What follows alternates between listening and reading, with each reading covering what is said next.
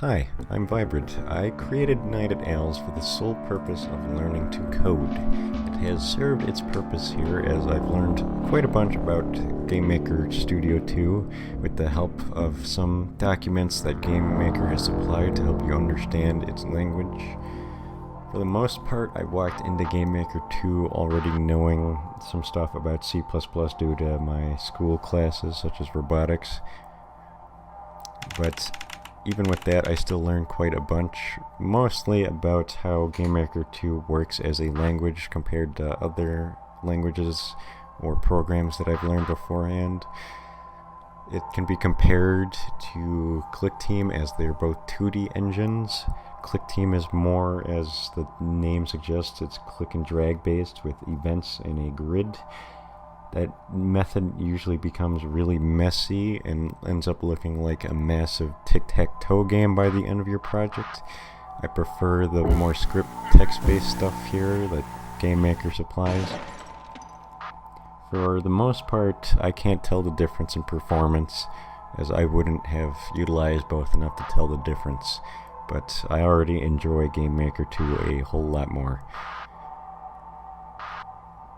For this project, I did almost all the work, just most of it. I programmed all of it. I did some of the models here. I did all the environment stuff, but not the assets that might be sprinkled on top of it.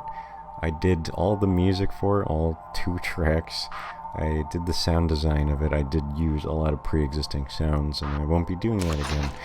I'll be trying to make my own sounds from here on out. Again, this project allowed me to be lazy with things just to learn some stuff, and even then it still looks pretty nice. Now, noticeably there are some huge performance issues regarding your cameras, because every time you go to a camera it creates an object on top of the old one. It was a very poor way of programming it, and I'll be looking to avoid that in the next project. I won't be going back to this game to fix it, because this game wasn't meant to be a serious project or a final art piece. Its sole purpose was to exist to allow me to learn code, as I said before. Now, you can see in the office, you'll see assets done by my friends Hayes, Maury, Odium, and Gabe. Hayes did a lot of work for this. He supplied me with his weird Bonnie model on the desk there, as well as the drawing at the top right. Maury, I used his Infinite 2 endos to just litter the top there. Maury also supplied me with his old piston model that I assume was for just a joke project or something. Odium supplied me with a lot of ideas here, but he didn't supply me with any direct assets, but his help is still nice.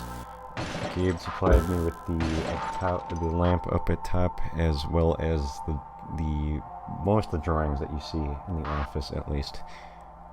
Chevy supplied me with him just clicking for the clock sound, since it was based off of him.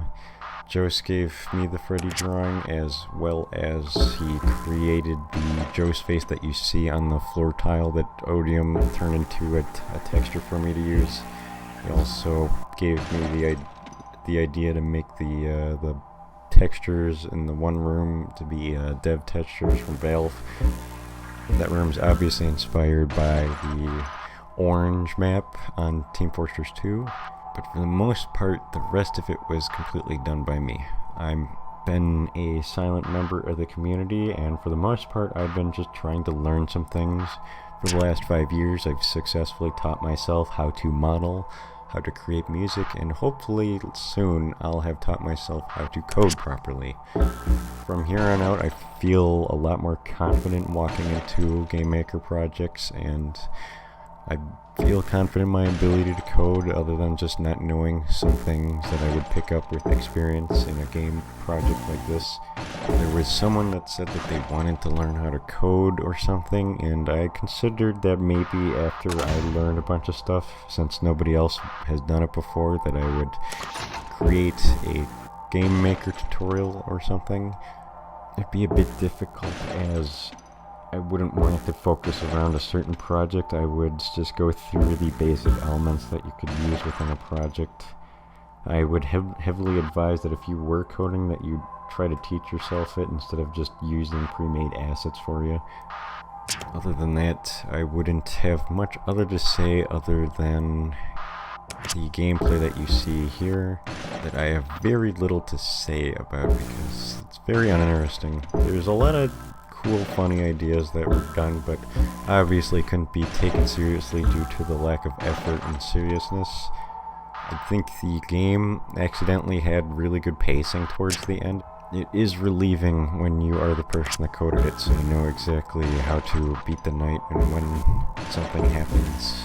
It does take away a lot of the charm, and someone surprisingly said it had some atmosphere to it, which I really doubt, but hopefully I can carry on this trend of it looking nice even if there isn't effort applied into it, but from here on out I should be putting a lot of effort into things as I don't like throwing away my dignity.